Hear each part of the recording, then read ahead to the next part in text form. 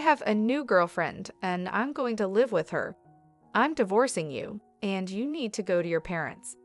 I don't understand what you're saying. I don't need you anymore. You can stay with my parents if you want to be a breadwinner or a housekeeper. Julianne, you understand. My in-laws and my husband laugh at me. They are the worst kind of people. But for me, it's better this way, so you all need to leave. My name is Julianne, and I am a 35-year-old office worker. I have spent my whole life working. After graduating from college, I started working for a major company. For about 13 years, I worked hard and earned qualifications for promotions. Thanks to that, I am now a department manager at a young age. I am blessed with a boss who always has something useful to say and a team of highly motivated and talented subordinates. My work life was very fulfilling, but my personal life was not at all. I had a boyfriend once when I was a student, but none since I started working. Worried about my situation, a friend of mine hosted a dinner party for me. That is where I met Jake. He was kind, had a nice smile, and seemed very personable. Since he was the same age as me, we had a lot in common and enjoyed talking to each other. We soon became friends, exchanged contact information, and started going out to eat alone together. Then he confessed his feelings for me, and we started dating. We got along well, he proposed to me, and we ended up getting married. I was so happy to be married to the man I loved so much. Soon after, I went to his parents' house to meet them. His parents were very kind and welcomed me with open arms. Julianne, it's nice to meet you. I can't believe such a beautiful person became Jake's bride, they cried. I am so proud of my son for bringing a good woman here. Hey, Mom and Dad, stop it. Julianne is getting scared. Oh my, if you really think so, you can say it. That's right, it's a compliment, so it's okay. His parents were very friendly and easy to talk to, just like him. Julianne works for a major company, doesn't she? Oh, that's great. It's cool to be a woman who can work hard. Will you quit your job when you get married? No, I'm going to keep working. Well, you've got a good job at a good company. That's better. I was relieved. According to my friends, their mothers-in-law often told them to quit their jobs, saying it was a wife's job to support her husband. So I was glad. I thought to myself that my future mother-in-law was generous. After greeting my parents, we got married. My heart was filled with excitement for the new married life that was about to begin. My husband moved into the house I was living in, and we started our new life together. I was very happy to be newlyweds with my husband, whom I loved very much.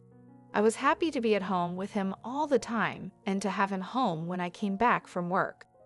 8 months into our life together, my husband said he had something he wanted to discuss with me.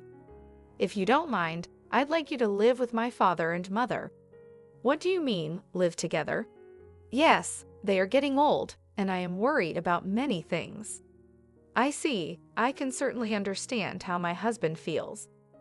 My parents are about the same age as my husband's parents, but my brother and his wife are currently living with them, so I have nothing to worry about. However, my husband is an only child, so it is understandable that he is concerned about his parents. Does this mean we are living with my in-laws? Yes, it would. But do they have a room available for us? They use every room for some reason or another. About that, if you like, I think it would be a good idea to renovate my parents' house and make it a 2-family house. 2 families. Yes, if we do that, it will be much cheaper than buying a new house. We can live in a beautiful and spacious house while still maintaining our privacy, right? I see. I thought it was an attractive idea. My in-laws are kind people, and if we live in 2 houses, it won't be as stressful. Yes, that's fine. Really? Thank you. My mom and dad will be so happy. I was happy to see my husband so happy. Later, my in-laws came to visit us, and both of them were very grateful. I even thought that with such a kind and cheerful family, I wouldn't mind not having 2 households. Soon after, my husband and I discussed remodeling my in-laws' house. The cost would be around $200,000. As we were discussing it, my husband made a surprising remark. "Actually, I have a favor to ask you. Can you pay for the remodeling?" "What do you mean? The full amount?" "Yes. Why?" My husband looked very uncomfortable. "Actually, we are in debt." I was shocked. Neither my husband nor my in-laws had ever mentioned this when we were dating or when we got married. How much debt do they have? About $250,000. What? I thought it would be a few tens of thousands of dollars, but I was surprised of the amount. I ended up shouting out loud. It wasn't so bad at first, but it gradually grew. Even if I tried to pay it back, I couldn't. My parents are already living on a pension, and the debt is getting bigger and bigger. I see. I couldn't hide my surprise and upset at the sudden revelation. I had no idea that my in-laws owed such a large sum of money. "Julianne, I need a favor. Will you help me pay off my father and father-in-law's debt? They can't afford it anymore, and I don't make a very good salary either." "Then isn't it going to be tough to renovate the house and live together as two families?" "No, that's important, so let's go ahead as planned. You have asked me to pay for the remodeling and your father's debt. I'm on the hook for $250,000. I know I'm talking about difficult things, but I want to take care of my life with you, Julianne, and I want to protect my mom and dad. It's because I love both my parents and you. I'm sorry I'm being greedy, but if you really love me, please help me. I'll pay you back little by little." I was very upset. My husband and my in-laws had no one to turn to but me. I knew my husband really loved me, but I felt deceived by his words. Love is blind, I thought. "Okay, I'll pay for it," I agreed. My husband said, "Thank you so much," and shook my hand. He told my in-laws, and later they came to our house to apologize. My mother-in-law even cried tears of joy. I have to do my best from now on, I thought. I had to take over my in-laws' debt and was determined to do it. Although I had some savings, I was afraid to pay it all at once, so I decided to pay $60,000 from my savings and then the rest in installments. My in-laws joined us to discuss the repayment. I explained my plan for installments, and they said I could do whatever I wanted. "Why don't you transfer the money directly to the account for debt repayment? We're not very good at managing money, and I'm a little afraid to transfer a lot of money," my husband said. My in-laws nodded. It would be time-consuming for me to transfer the money to my in-laws' account, and then for them to transfer it to their repayment account. Since it was a large sum, I didn't want the money to get lost in the process, so I agreed to transfer it directly. Once the conversation was settled, my in-laws looked very relieved. Now we don't have to be afraid of the monthly debt collection. It's been really scary. Dad and Mom, you should thank Julianne properly. Well, I can't tell you how many times I thanked you. I can't thank you enough. Thank you so much. I'm so glad Julianne became his wife. No, I said. I was happy that my in-laws were happy. However, I felt a little uncomfortable because I thought they might see me as just a money source. Even though I felt a bit bad, I wanted to take care of my beloved husband's family. With that in mind, I began to make the payments, and we remodeled our house, making it a two-family home. We started living together in a beautiful and spacious house. My in-laws were very happy, and my husband's eyes lit up at the new house. I enjoyed cooking in the new kitchen and was glad we did the remodeling. It was more convenient and closer to work, which shortened my commute and gave me more free time. I could use that time to study. I worked hard every day to pay off the debt. However, something bothered me. My husband did not help pay off the debt at all. When I told him about my in-laws' debt, he said he would help, but he never paid anything from his own paycheck. When I asked him about it, he said his salary was not enough. I asked to see his pay stubs, but he refused, so I didn't know how much he earned. I worked hard for about a year to pay off the debt. One day, my in-laws asked how much money was left to repay. If it's been a year, you haven't paid back that much, right? Well, we've paid back about $60,000 this year, so the remainder is roughly $180,000. My in-laws were extremely surprised. What? You paid back that much, Julianne? That's amazing.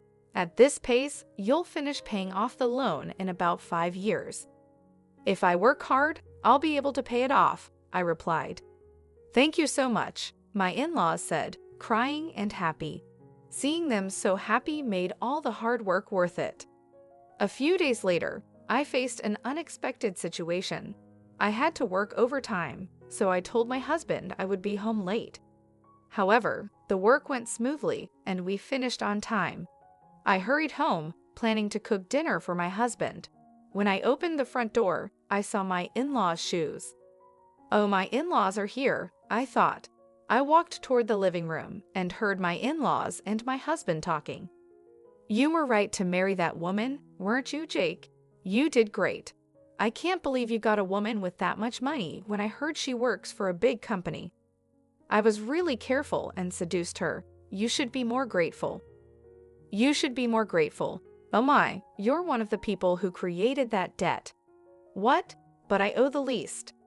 What are you talking about? How much did you spend on horse racing?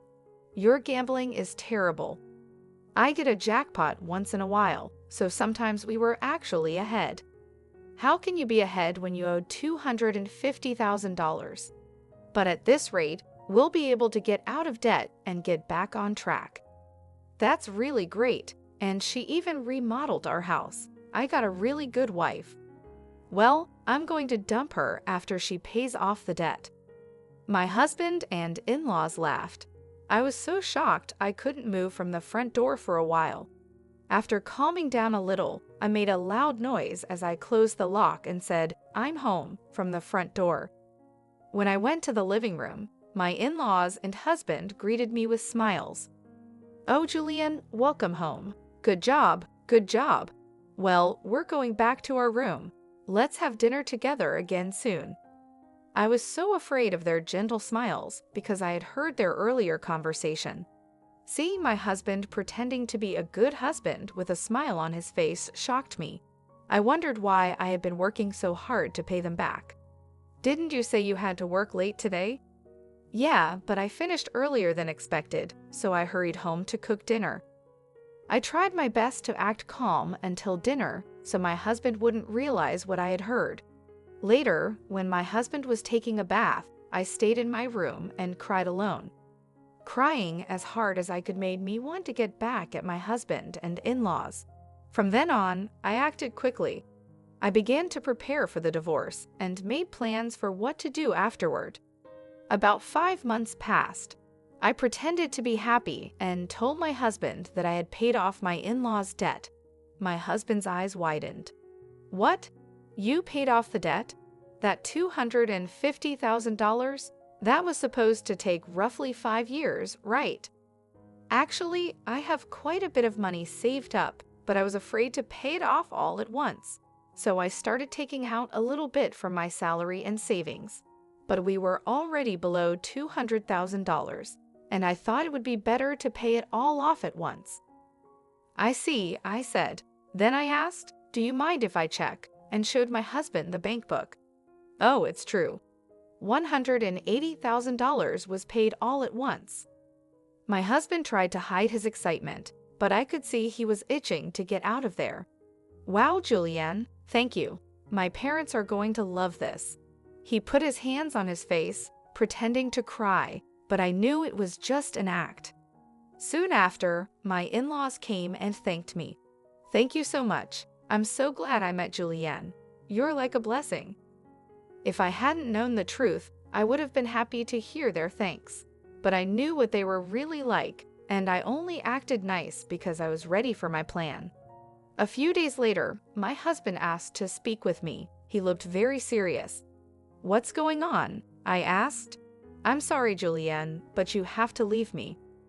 "What do you mean?" I acted surprised on purpose. I have a new girlfriend. What? I'm going to live here with her, so I'm divorcing you. You're going to my parents' place. I was shocked by Jake's unexpected statement. I knew from overhearing their earlier conversation that my husband would leave me once the debt was paid, but I didn't expect him to openly declare his infidelity. What did he mean by sending me to his parents' place? I don't really understand what you mean, I said. My husband's mood turned sour. You're not very understanding at all. I don't need you anymore, but as a breadwinner or a housekeeper, I can keep you here. Then the front door opened and my in-laws came in. Jake, did you finally tell her? Yeah, I told her. I wish I could have been there for that moment. You can come to our house if you do the chores for us. Of course, we'll charge you rent. My in-laws and husband laughed at me. They were the worst people ever. All of you need to leave, I said. My in-laws rolled their eyes at my comment.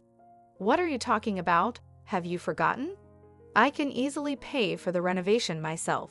You changed the name of the house to mine, so I have the rights to this house. I could decide who lives here and who has to leave. My in-laws' faces turned pale at my comment. They finally remembered about the house title. I was really dumbfounded. I'm sorry, but you can't live here anymore. If we get divorced, you'll be strangers. My in-laws realized the seriousness of the situation, but my husband, not wanting to be outdone, retorted, "But you took over our debt and paid it in full. You're the one losing money. If we had no debt, we could at least afford a new place to live." That's true. Thank you for letting us live in a nice house while you pay our debts, my in-laws and husband said. I'm sorry, but I didn't pay off the rest of the $180,000 debt. What? No, but you had money missing from your bank book. That was just a separate account I created and moved money around in. The debt hasn't changed from $180,000. I just haven't had the collections come yet because I've been paying large sums continuously. But it's time for them to come, so you are responsible for paying the rest. My husband and in-laws were shocked. Then I warned them, Jake, you told me you were having an affair, so you should pay alimony. I'll charge your partner for the affair too. Oh no, she went out with me because she thought I had money and a house. If I have to pay alimony, she'll dump me. I don't care about that. No, I apologize. Please don't leave us, my husband pleaded.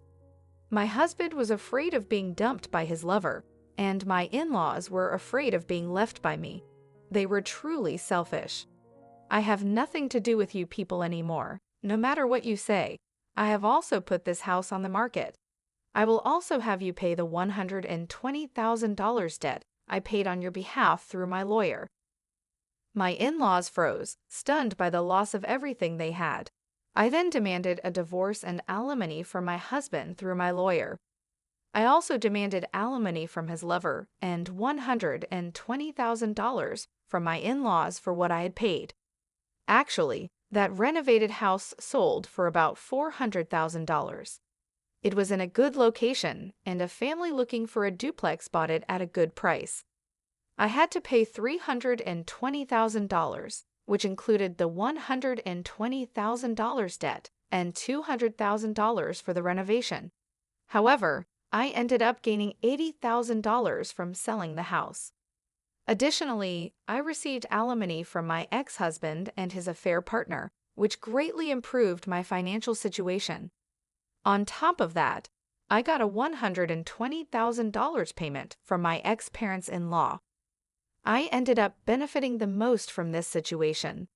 I believe this is fair because the damage I suffered was significant enough to make me distrust people. Initially, I had savings because I was learning how to invest, with the goal of paying off my in-laws' debts as quickly as possible. Since I had substantial savings to begin with, I invested tens of thousands of dollars, and my assets grew significantly in about a year. Additionally, I received a raise at work, so my earnings increased. Because of my savings and investments, I was able to take such drastic steps. My former in-laws ended up back in debt and lost their house, but they deserved it for deceiving me. People who cheat others should face the consequences. This experience has taught me to be more cautious and develop a better sense of judgment about people. Moving forward, I will continue to save and increase my assets so I can live a comfortable life in my old age. I want to make happy memories with people I can truly trust. For example, I started by focusing on improving my financial knowledge. I took courses and read books about investing and personal finance. This helped me make informed decisions about where to invest my money. Over time, I diversified my investments, spreading them across different asset classes like stocks, bonds, and real estate. This strategy helped grow my wealth steadily and securely. Furthermore, I took advantage of opportunities to advance my career. I sought out additional training and certifications related to my field. These efforts paid off when I received a significant promotion and raise. The increased income allowed me to save more and invest more aggressively. Through all of this, I remained focused on my long-term goals. I wanted to ensure that I could retire comfortably and enjoy my later years without financial worries. I'd also wanted to be in a position to help my loved ones if they ever needed support. This vision kept me motivated and disciplined. Eventually, my efforts paid off. I was able to buy a beautiful home in a great neighborhood. I also traveled to places I had always dreamed of visiting. More importantly, I built strong relationships with friends and family who truly cared about me. These connections brought me joy and fulfillment. Looking back, I realized that the challenges I faced with my ex-husband and in-laws taught me valuable lessons. They pushed me to become more self-reliant and financially savvy. They also helped me appreciate the importance of surrounding myself with trustworthy and supportive people. In conclusion, I transformed a difficult situation into an opportunity for growth. By focusing on my financial health and personal development, I created a better future for myself.